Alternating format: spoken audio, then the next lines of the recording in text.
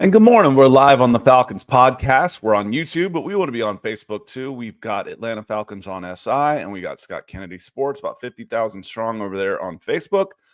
And then we will get going on this soggy Monday morning of free agency. Welcome in, everybody. This is the Falcons Podcast. My name is Scott Kennedy. I will be your host.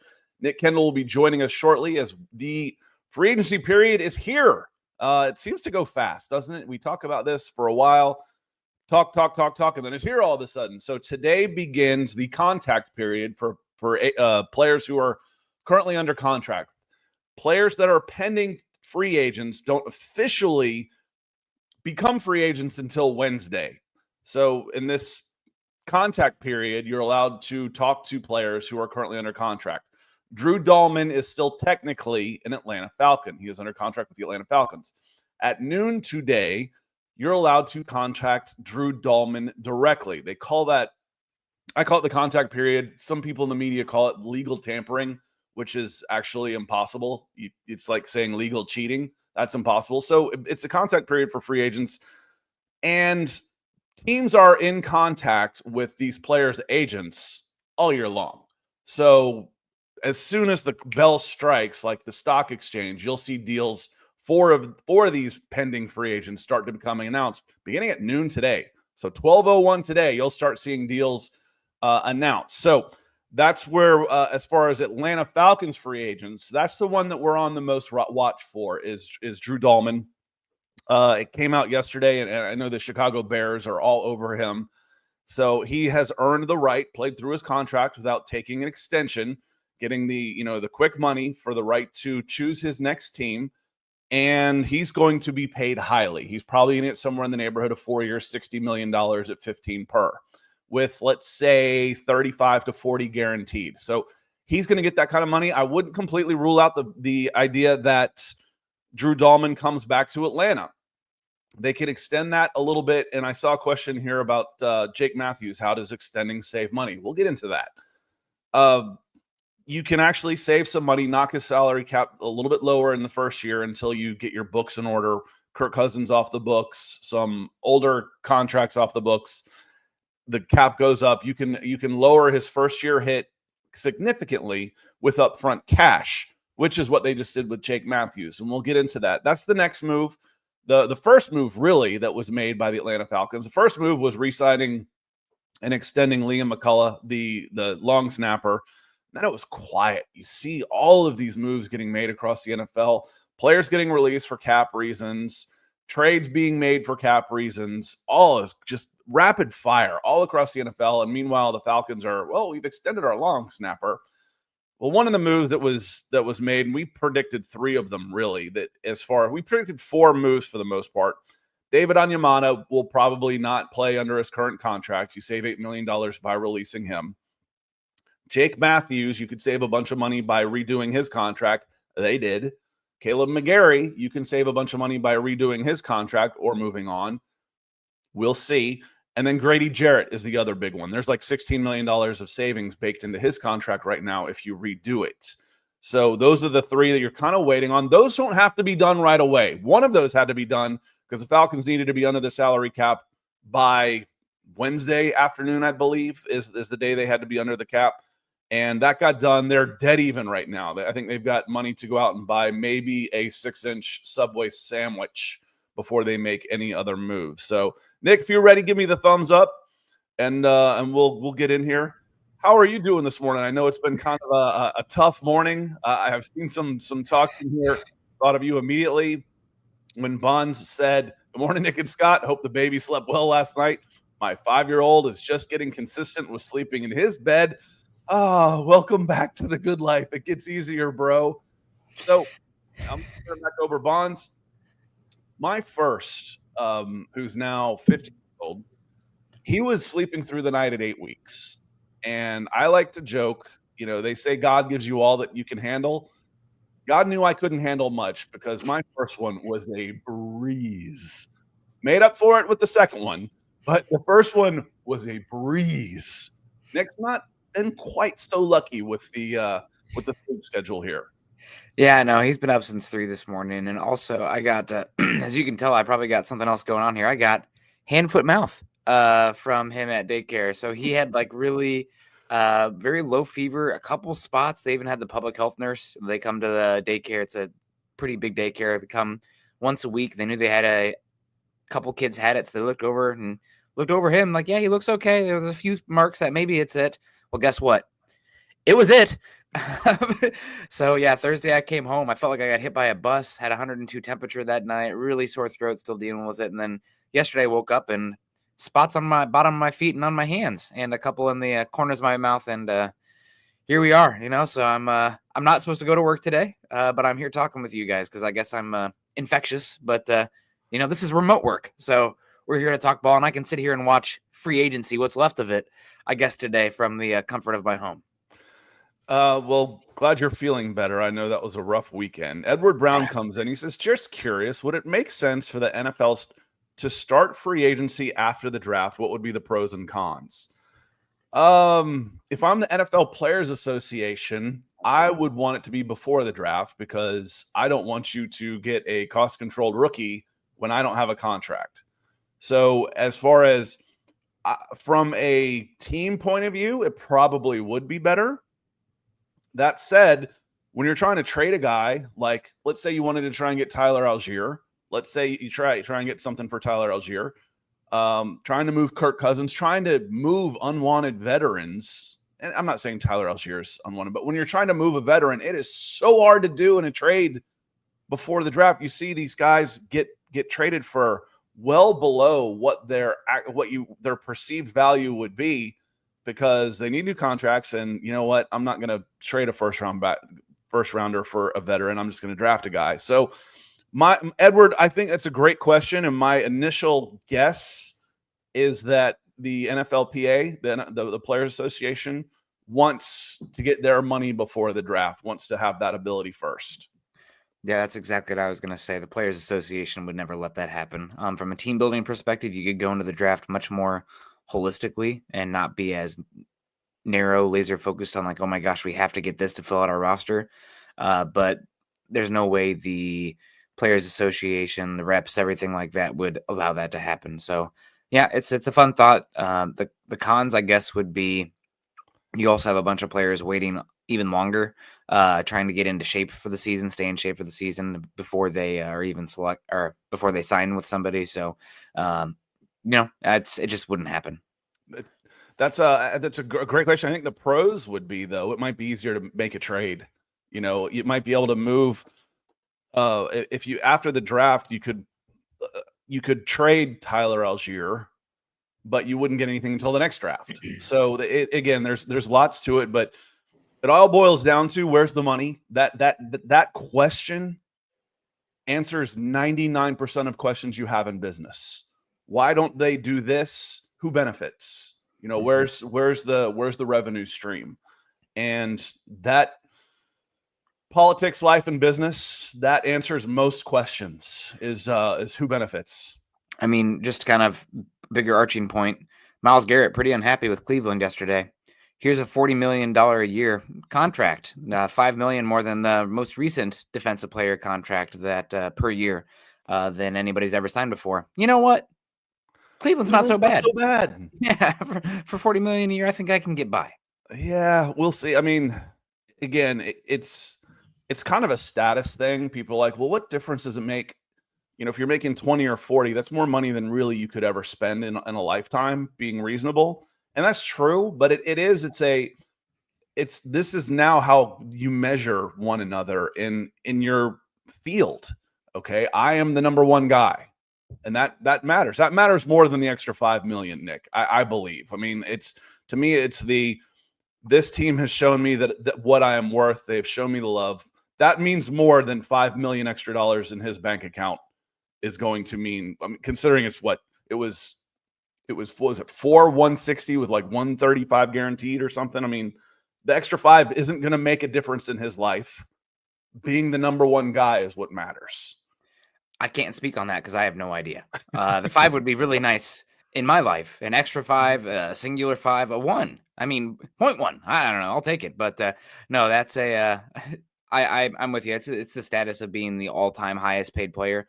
And I'll tell you who is 2 teams that have just consistently fumbled the approach to getting their contracts out on their guys early. The Cowboys with Micah Parsons, he's going to reset the market there, I would imagine. And then also the Bengals now. The Bengals double fumble the bag because you have DK Metcalf. What's he getting? $30 million a year? He's not even a top 10 wide receiver. And you have T. Higgins and Jamar Chase, who they want to make the highest paid non-quarterback ever. Maybe we see T. Higgins traded in the end. I don't know how they can do that, but we'll see. I'm not a fan of pouring that many resources into one player in this game. It's too volatile. It's too easy to be injured.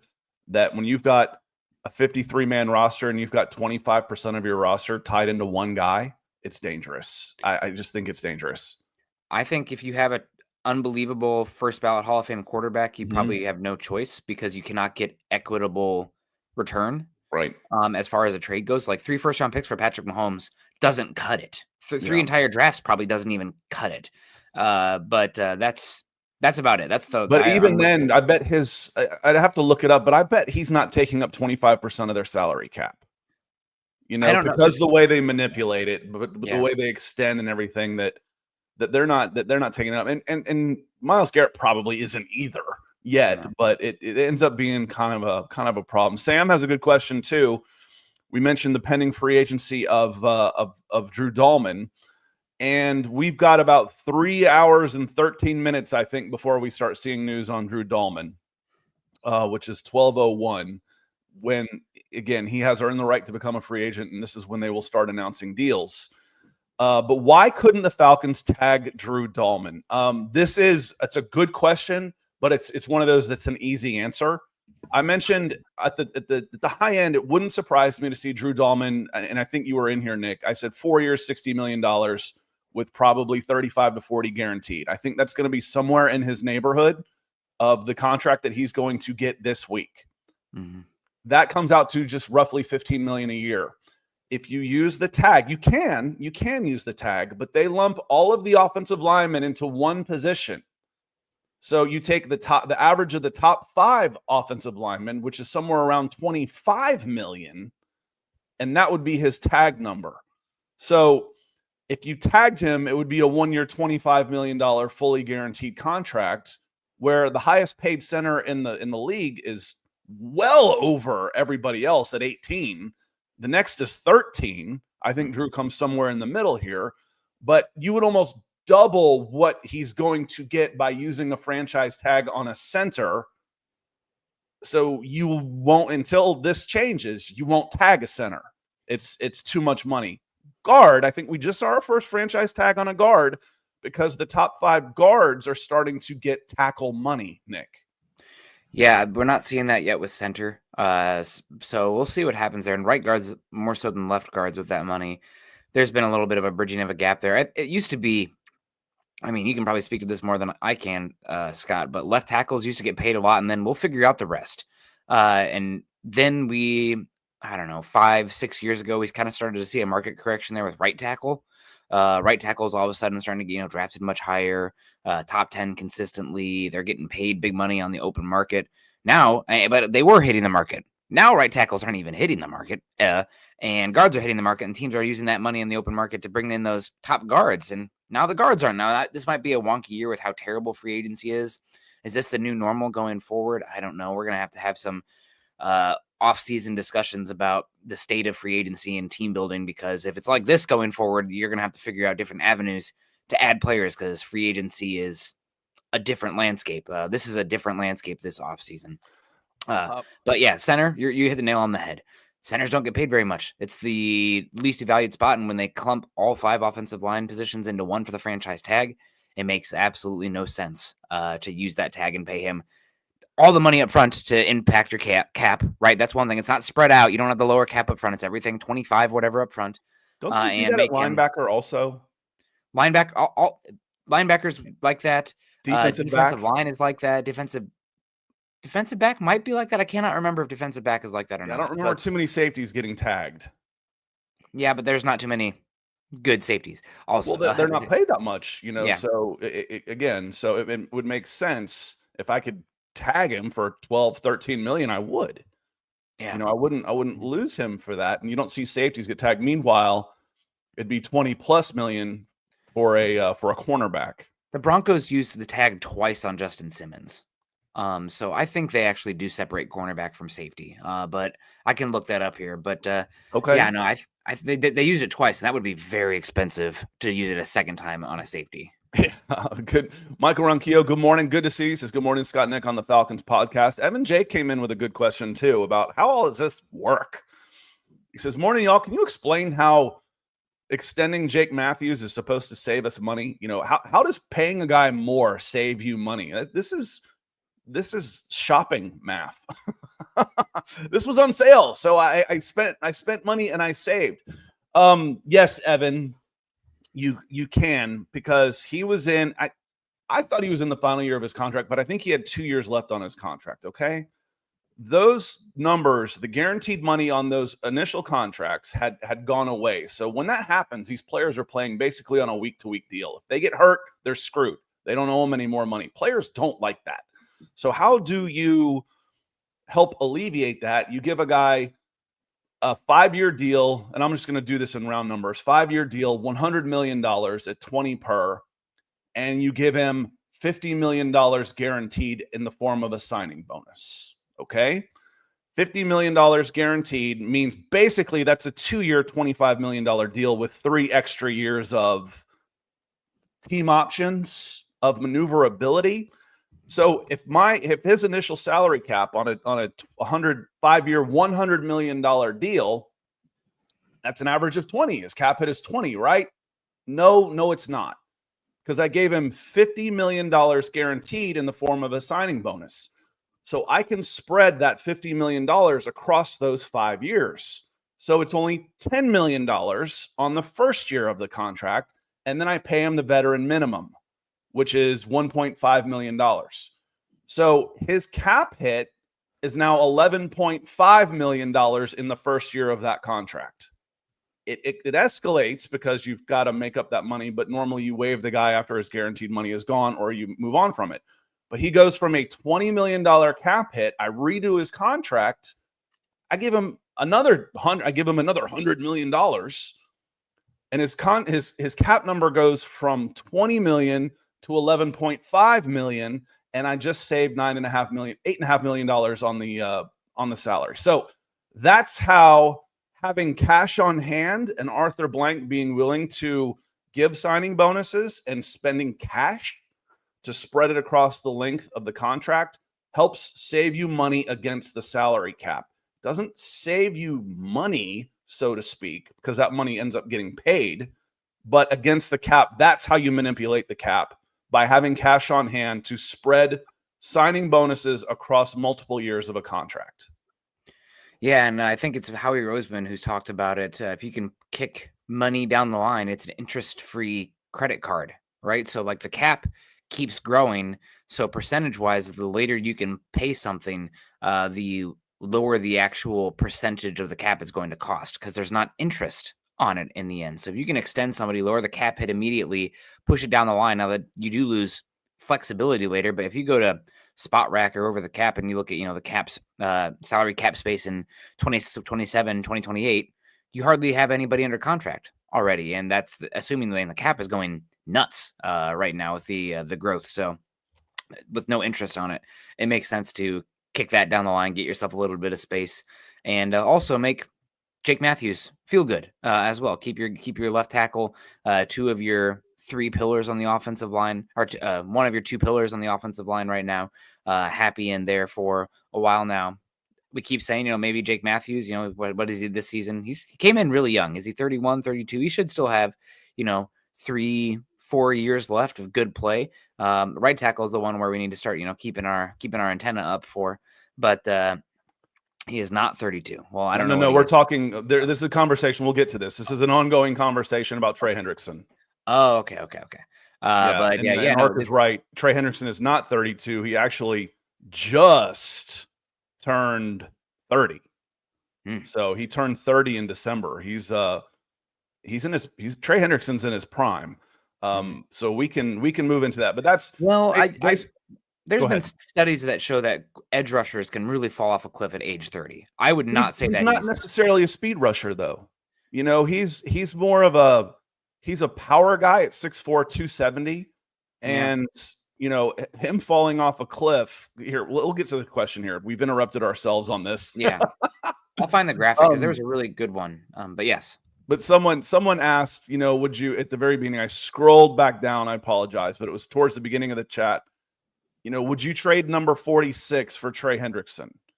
Depending on what I could get him, I'm not sure how much left he has on his deal, on his contract. He's going to want a new contract too.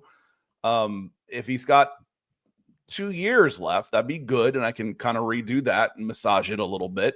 But yes, absolutely. A 30-year-old Trey Hendrickson for a second-round pick, if I'm going to get multiple years from him, absolutely. Trey Hendrickson has 17.5 sacks each of the last 2 years. If he falls down to 12.5, and he's sealing an edge at a 270-pound defensive end while being able to get pressure, even if he's 90% of what he's been the last 2 years, he's still one of the best defensive players in the league. For a second-round pick, yes, I would absolutely do that. Now, I don't want to get into $30+ million for him, but if it's reasonable, in the 20s, which it probably would be, and I could lower that number with a new contract, then I would be interested. Yeah, so here we have this is from ESPN's analytics. So this is pass rush win rate in your y-axis there. That's the up and down one for those at home. And the x-axis is age. And as you can see, when we talk about primes for edge rushers, you really do have a pretty steep drop from age 28 down to 32, with your prime being 26 or 24 to 27 years old. So I'm with you. He doesn't just rely on speed and he's not necessarily a twitch guy. He's more of a defensive end power player, and that doesn't fall off as much as your smaller outside linebacker edge types. He's a defensive end edge. I would say though that the ones that really hold up, in my opinion, Scott, are the ones that have like freaky athletic build, because the size doesn't go away. Like Julius Peppers played forever at a high level because he's 6'7", 290 and still athletic. Or somebody like Calais Campbell. Yeah, exactly. That's exactly what I was going to say. So I'm with you that like Henderson should have a longer window, I think. I don't think the fall off will be as dramatic, but we are approaching the age where it's questionable, I think, how much longer you can expect. And with the limited cap space, the limited draft picks, with where the Falcons are at, heck, Scott, if we're being honest, like if you're going to trade for Hendrickson, again, I keep saying it, call about Micah Parsons. At that point, if you're already getting, in for a penny, in for a pound, money's no object, put it down the line. You can pay him minimum this season, put the void years on it. Arthur Blank's got plenty to do that. Go make that move. That's everybody should be calling on Parsons if that's the case. But again, I just came across that. That's from ESPN's Brian Burke with after the Myles Garrett thing, and that's 8 years worth of data on pass rush win rate. So a decent chunk of data there to make that graphic. I'd be interested in 3 years of if I were to move for Trey Hendrickson and it cost me a second round pick, I'd be interested in 3 years of control of cost. Not cost control is not the right thing, but being financially committed to him. Where he signed these contracts that you read about and it's going to start today. It makes for a good headline, a nice clickable headline. The total number is ridiculous.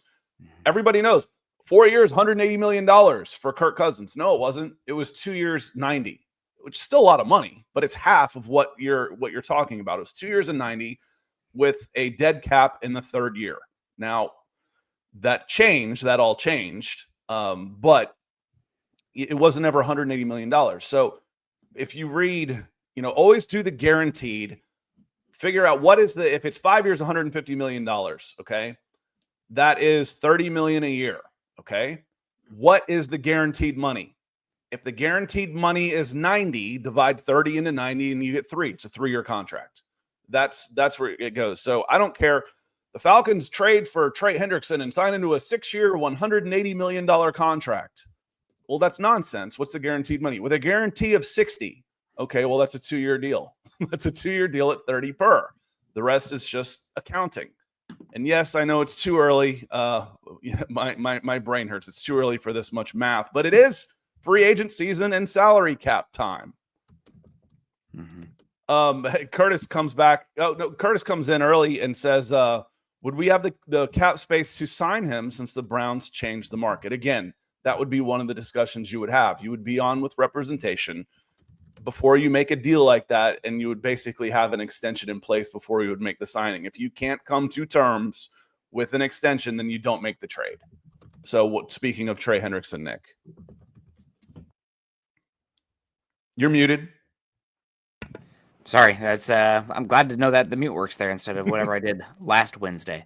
Yeah, it's tough. I mean, the Kirk Cousins stuff, the trade for Judon, you're just not really in an aggressive position for some of these. But at the end of the day, go add good talent and somebody who's matches more so the long-term perspective, I think, with Michael Penix. That's why somebody like Parsons would interest me more. But that's one of those ones like get in line. Yeah, if Parsons available. I think Parsons is too much as far as what it would cost you. That your defense is not in a position where, let's say Justin Simmons had a great year and was on another year at $6 million. Let's say Judon was really good and was on another year he was pretty cheap for the Falcons. Was it another year at cheap? Let's say your linebacker, Troy Anderson, was healthy coming off a 17-game season where he had 140 tackles and played well. Now I'm more interested, but right now I've got holes. I'm probably gonna lose Onyemata, so now I've got an aging Grady Jarrett, and then 2 second-year players who have played 115 snaps at defensive tackle. I got questions there. and it seems that the Atlanta Falcons had as many questions as I did. I forgot or didn't realize that Nate Landman was a free agent. They non-tendered him, so right now Nate Landman is going to be an unrestricted free agent. Heading to there, one of the guys that has started 25 games over the last 2 years. So they see it too. At least they understand that, hey, we got problems here. And because they did the same thing in the defensive backfield, they non-tendered the 2 defensive backs that we were talking about needed to be, if D. Alford and Mike Hughes come back, fine, but they can't come back under the same circumstances that they did last year with no competition. Competition needs to be brought in for those guys. And if they win out, so be it. Okay. But those guys were written in Sharpie into the starting lineups last year before any moves were made, and then no moves were made until they were forced to by injury, Nick. So this team has to be made a lot more uncomfortable than they were in 2024. Yeah, I think Parsons is a special enough player that if you have a chance, you still take a swing there. I mean, I don't know if you watched much Cowboys last season, but what they looked like without him versus when he re-entered the lineup, they went from a bottom 3 defense to top 12, and it really just felt like it was Parsons' impact. And obviously that's reductive, but it's hard for where this team is at right now with your cap space, your lack of picks, your lack of hits, your lack of cost-controlled players across the roster to give up the capital and then turn around and pay him. I mean, what do you think, Scott? $43 million a year, something unbelievable. So it'd be tough. It'd probably be 5 years, $250 million with 130 guaranteed. Probably more guaranteed. I mean, something, which ends up being a 3-year deal. A 3-year deal at 40 and change. Crazy. Yep. I'm whatever Chase and Parsons are going to get is going to be unbelievable. Mind numbing. I mean, right now, Scott, if we could trade for anybody, Dexter Lawrence on $22 million a year is highway robbery. That is stupid. But Michael Lane, not again, stupid, these numbers are different, but I still think of them in regards to percentage of salary cap. I mean, yes, $50 million. Nobody deserves to make $50 million. Well, if they didn't have it, they wouldn't pay them. They have to put caps on there because the owners would pay them more if they didn't. They can't control themselves, so they have to artificially restrict what they would pay them because the owners would pay them more if they could. So the money's there. The cap's knocking on the door $300 million, but if you're talking about $50 million, that's 1/6. That's 16.5%, 17% of your entire salary allocation for one defender, one wide receiver. That doesn't work for me, man. I'd love to do a deeper dive and have time to do the research on this, but what teams are uber successful that have so much money tied up into just 2 or 3 guys.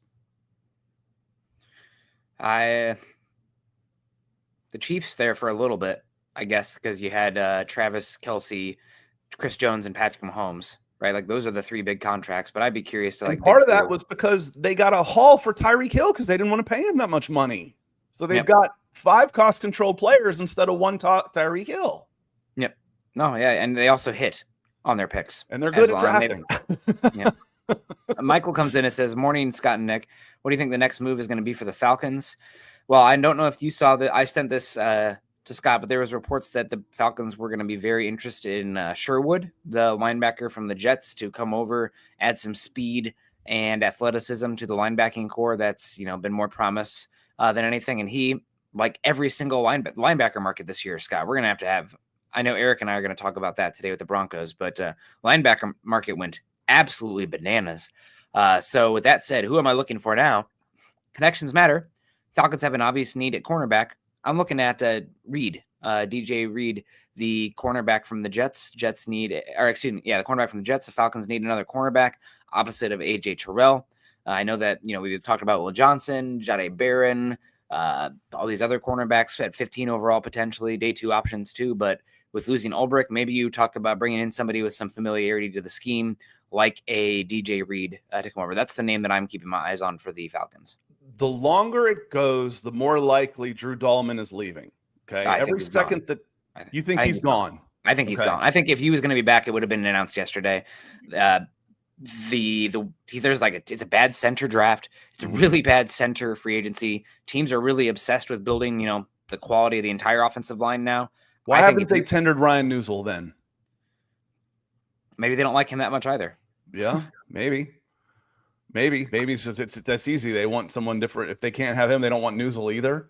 Ryan Newsel is a restricted free agent. You can, if you tender him, you have the right to match any contract offer. It was the same thing that happened with Lamar Jackson. I mean, I don't have to remind people who are watching this show, the farce that was the Lamar Jackson, free agency trade thing was ridiculous because they reserved the rights to just match any contract offer. But you have to make them a qualifying offer first. They did. The Falcons, that I haven't seen it, and that would be announced. We haven't done that with Ryan Newsel yet. So right now, they're even on salary cap money until they make a couple more moves, and they don't have a center under contract, not a one. So what do they do with Newsel? I just would think that would be an indicator right there what's going to happen with Dahlman. If Newsel had been tendered, he hasn't. So I think they're still working on that.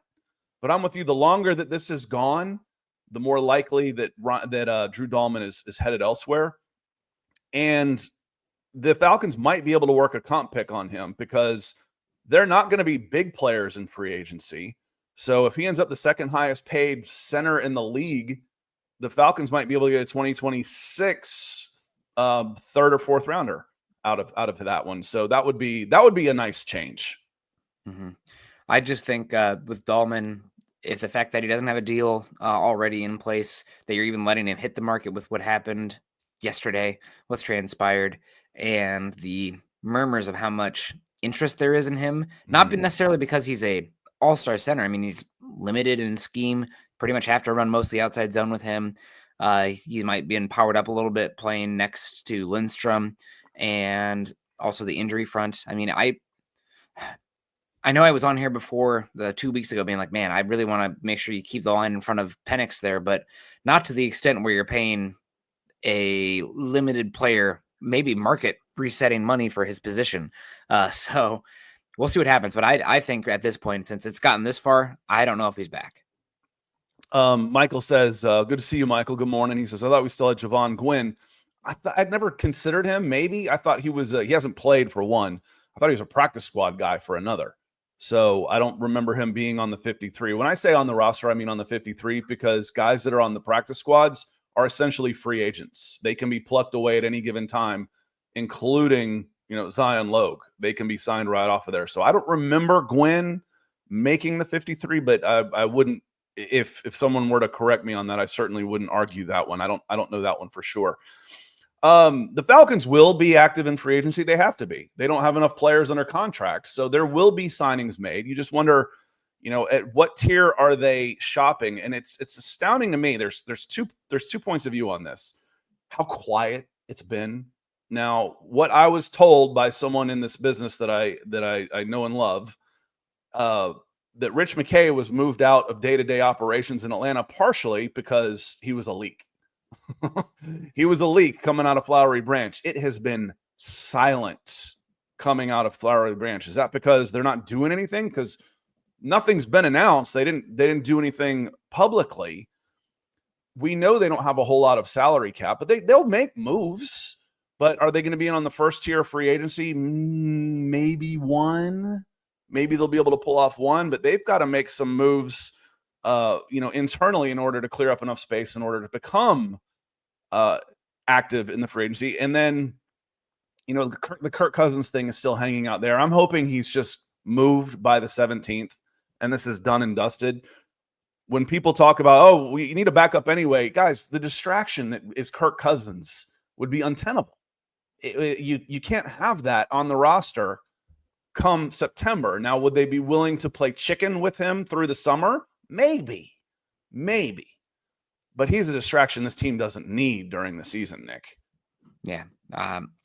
He's gone. I don't know what'll happen there. Maybe I thought there was no way there'd be a trade for him. I thought he'd be released, but who knows at this point, right? It doesn't seem like it's a 1-for-1 with the Russell Wilson move last season with the Broncos, but he's not. I would be shocked beyond all hell if he is back in Atlanta next season. That's just is a distraction. He doesn't want to be there. I don't think they want him there. It's where the dust settles. We'll see. Yeah, I mean, he's already yapping, Super Bowl row, and then afterwards, and the Falcons haven't done anything that they didn't exactly talk about him glowingly when they were in front of the microphone. That's a fractured relationships. But Terry Clark says, how the hell do you have no cap space, no picks, and go 500, sub 500? They haven't even gone 500 for the past 5 years. The Falcons should be a 50 for 50 on mid. Yeah, that was one of the questions I asked. It's like, they planned for this. Kirk was supposed to be the starting quarterback this year, and his cap number isn't outrageous. It's $40 million. That puts him, I think, 10th right now until another quarterback signs a new contract. And puts him at 11th. And that might have been Josh Allen. Josh Allen's new deal may have actually been behind Kirk before he got his new one. The cap number for Cousins isn't outrageous at 40. Yet they're still broke. They still don't have any money. The salary cap problems aren't all on Kirk Cousins the way it was on the Julio Jones, Deion Jones, Matt Ryan moves. That was a conscious effort. You're paying $80 million to guys that aren't on the roster anymore. You expected Kirk on the roster with a $40 million hit. This was planned. Terry Fontenot said it. This is baked in. We planned for this, to have this money in here. And you're still broke. It's a little frustrating. It is for sure.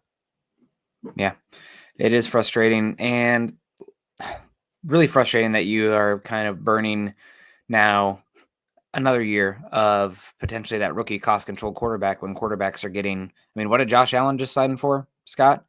Was it $55 million a year? Something? Yeah, it was 330 total was the total number. And the guarantee, I think the guaranteed was right at 250. It was Deshaun Watson. It was $250 million guaranteed. Insane. But that APY I'm not a cap guy. I have a 101, maybe 201 level of cap understanding, but with the void years and the option bonuses and everything. I hate void years. I do too. I got $3.5 million into Justin Simmons this year. Why? It's not even dead money. It's just voided money. It's not even it's void years. There was no chance he was ever going to be on this roster under that contract, but we're just going to put an extra $3.5 million. $3.5 million is decent money. Go look at the free agents at inside linebacker, Nick. It's like there's two of them that made more than $5 million last year. Well, change this offseason, Scott. Yeah, that's true also. Yep. Linebacker. That is true also. I don't know why you don't just do, a void year, every year for the next 100 years, right? Are we even going to be here? What's the cap going to be by then? So it's crazy. Jay Black comes in and says TF is a pro at creating cap space, so don't panic yet. Yeah, I don't think you're going to be very active regardless. There are misallocation of resources in here without a doubt. And there will be some moves made, and I mentioned something about the salary cap because basically there's a lot of good players a lot of good veterans that have become available over the course of the last week. I was like, well, this seems to be a kind of a tough year to be 30th in available cap space. And one of the smart ass responses under my post was, the cap is a myth. Just ask the Saints. Like, you mean the Saints that are under 500 for the last 4 years in a row? They're 30 and 38 and have lost Trey Hendrickson, Caden Ellis, David Onyemata just to the Falcons. Those Saints shoot a little higher than that because the cap caught up to the Saints. Mm-hmm.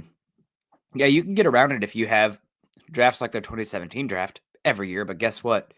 You keep rolling the dice, you're not going to hit, Yahtzee every single time like they did there. So we'll see what happens. But Scott, do you have any predictions for today as we're, starting to cut round third base here on the show? I mean, I'm expecting Dahlman to be announced somewhere else. I think Chicago's been a name that's been linked with them. I think the 49ers are another team that's been linked with him.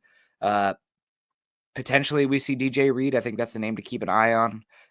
Just kind of fill in somebody with some familiarity with the scheme. I am bummed about Sherwood I think the league is a little bit shell-shocked about what just happened with the linebacker market.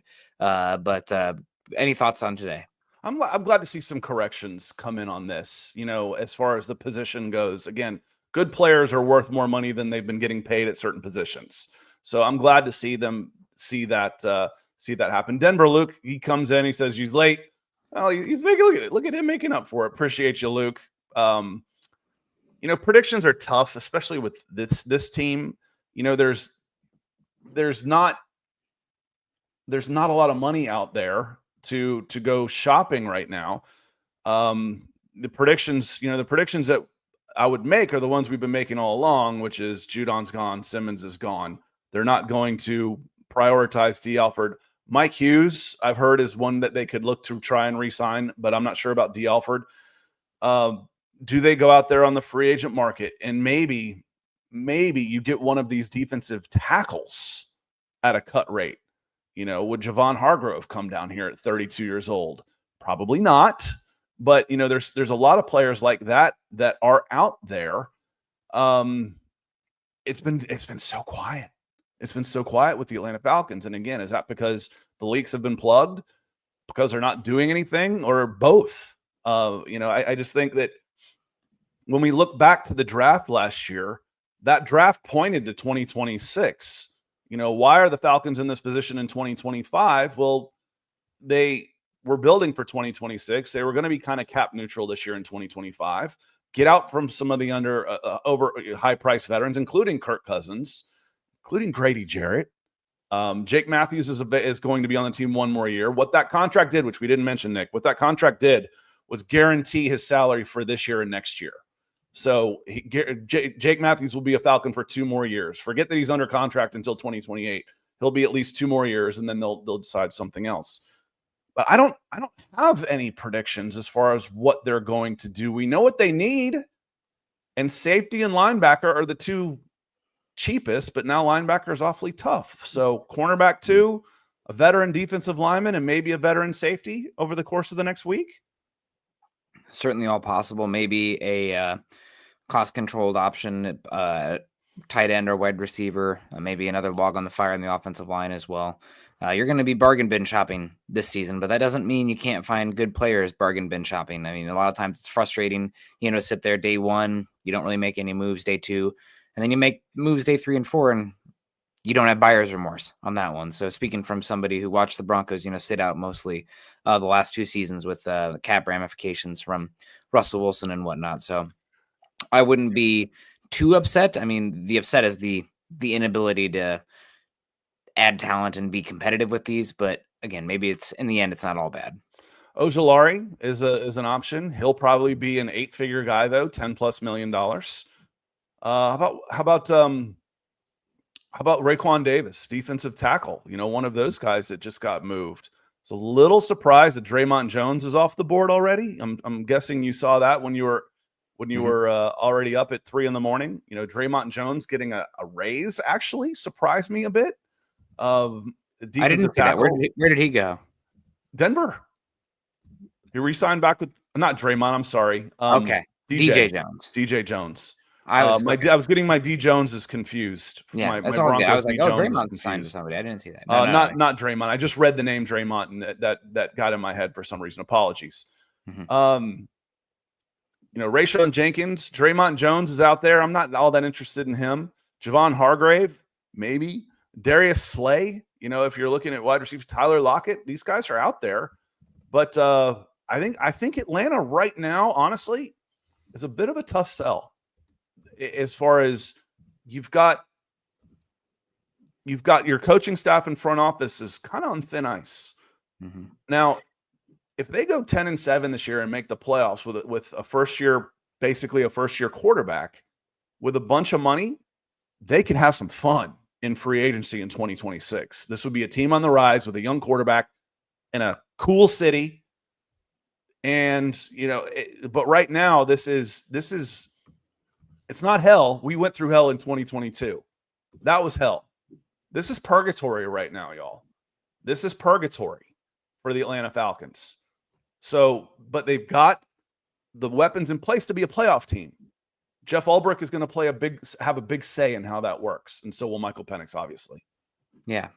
I did want to give a shout out to one guy before we get out of here that I would be interested for the Falcons. This is a team that they're pretty deep at the 3 technique, 4-eye body type on the defensive line. But when we went through it, you don't really have a true plugger, 0-1 technique that you feel good about with Onyemata gone and everything. And somebody that I thought kind of had a growth spurt last season, was a former highly rated recruit, fell to the 4th round, but has the body type, athleticism that you look for a 3-down interior guy, is Bobby Brown III. Came out of Texas A&M, drafted by the Cowboys, only 24 years old right now. And I thought he had a really good season with the Rams last season. Now, granted, third fiddle behind, Fisk and Verse out there on far the defensive line goes, but a young player, 328 pounds, will turn 25 in August, 0 technique, 1 technique, whatever you want there. He's somebody that, I mean, he's just entering his prime. And, as long as all the background stuff checks out and everything with him, he would interest me a good bit. I'm not sure what his market will be, but I like taking bets on those guys of that age when possible. And that's something that the Falcons need. One to watch for sure. Tony comes in, then we're about to get out of here. Scott, you do know that Fontenot cannot mess this year up. No, I think a losing season, 8-9, and I think it's a clean sweep. I don't think Raheem Morris gets the typical 3 years because this team was thought to be playoff ready, and then this would be 5 years in a row of sub 500 ball under Terry Fontenot's general manager leadership. It's like, well, he had this, and this. It's 5 years, man. That's a lifetime. That's enough time to get it going in the right direction again. He says, I'm telling you, Cousins and Pitts will be gone soon, and restructuring contracts can mean you can make all the moves that we all want. Mac, Reddick, Tart. No, Tony, I don't think that's necessarily the case. And as far as the contracts can get you, I think you can probably be $30 to $40 million under the cap. 10 of that will go to your first rounders. So you're talking about $30 million of free agent money to spend. That doesn't go that far. It can get you three really good veteran defenders, which would be great, but you have to convince them to come. That's the thing is this isn't right now. This isn't anybody's number one destination. When a couple of years ago, you get Caden Ellis, you get Jesse Bates, you get David Onyemata, you hit Calais Campbell. I said he was a statement signing because it kind of meant where the team was going, how the team is being pictured. When you're able to get guys, veterans coming in like Bud Dupree and Calais Campbell to be part of something, not right now. This is purgatory, y'all. This is purgatory. And there's going to be a wait and see approach. There's going to be guys that will get paid more by the Falcons than anybody else. They'll come. There's going to be guys that need a job. They'll come. But I just think you're going to struggle to attract the marquee free agents right now or get a veteran to come play for less than he would somewhere else, like Hargrove. Hargrove's going back to the Eagles before he comes back to the Falcons if the money's anywhere close on that. So we'll see. We will see. It's going to be an interesting week because the Falcons They have to sign people. Yeah, you're a year off from the fun. And the Penix has a good year this year. You don't get a little bit more of that money off the books. Things can shift there, but you need to have a good draft, find some bargain bin ones. And really this whole year off season is going to be, if Penix is a guy, we can take off from here. A lot of pressure on that guy, but there was already going to be pressure on an 8th overall pick, franchise savior hope on that one. So that's where we're at with the Falcons. We'll see. And I see Michael Latsky in here. Always want to shout out to Michael as well. Yeah, and Tyreek, Dre Greenlaw is one that's still out there and could be had. You might have to pay him a little bit more, but it won't be that much more, because he's coming off an injury. The linebacker market scares the bejesus out of me right now, Scott. And I think there might be a linebacker is important, but teams are dreadful at evaluating them come out of the draft. So why use a first-round pick on a guy when the hit rate's the same as a third-round pick when I can just pay a guy on the open market and have him a known quantity? I think that's where we're at. For the draft, this is easier for me. For the draft, I want corner edge in some sort of that order in the first 2 rounds. And let's just assume you're not making any moves, so you don't have a third-round pick. And then fourth, I want a linebacker with speed. And then let's figure that out. I want a linebacker with traits in the 4th round. I want Trey Hendrickson to get healthy. If Trey Hendrickson's healthy, we have a different conversation. But I'm not going into this year counting on anything from Trey Hendrickson. Anything you get from him is gravy. I cannot go into this thinking, okay, my linebacker room is set because I got a dynamic athlete at linebacker in Trey Hendrickson. No, that will lose you games. So I want a linebacker with traits. I don't want a Nate Landman. I don't mind if he comes back, but I don't want Nate Landman starting. I don't want JD Bertrand starting. I want a sub 4.5 linebacker out there who maybe didn't have 100 tackles. I want a linebacker with traits out there is next in the 4th round. Yeah. So that's where I am, Nick. Yeah, we'll see what happens. And also the safety market's still available too. Not a lot of safeties re-upped yesterday. So that's that linebacker, right, not as devalued now. Safeties values as low as I think we've seen maybe ever. I mean, we saw it last offseason. That was the 4th part. And then you get a safety in free agency. Yeah. Yep. So that's where we're at. Good time to end because I need to go probably take some Tylenol or something for my throat and my red splotchy hands and feet. And God bless, we appreciate you toughing it out. I want to say thank you to our Super Chat superstars today, which were Edward Brown coming in, Sam Klontz coming in with a good question, Curtis, good to see you as well, and then Denver Luke as always. Thank you. I'll help keep the lights on, help keep this forehead nice and shiny. We will be back on Wednesday morning. Unless something completely blows up, then we'll just go live. So make sure you've got that, you're liking on Facebook and you're subscribing on YouTube because we do go live. We change the schedule every so often. We want to make sure that you get the updates. We'll have updates going all day long on falconsonsi.com. So just falconsi.com on Sports Illustrated. That's where you go, falconsi.com. We'll get you there. We're going to have the tracker going. We'll have updates going. So keep it there. This is going to be a fun, fast week, and hopefully our expectations are fairly low right now based on the available resources for the Atlanta Falcons. So we'll see what happens. If they get out of this and get anything in return for Kirk Cousins, I'm going to consider it a W no matter what else happens. So we will see. The time changed, everybody. It was a little bit early. Hope you did okay. Enjoy a soggy Monday. I probably won't have any baseball today. Probably going to get rained out. So we'll be around just writing content all day long. And we will see you on Wednesday. Thanks for being here, everybody. Peace.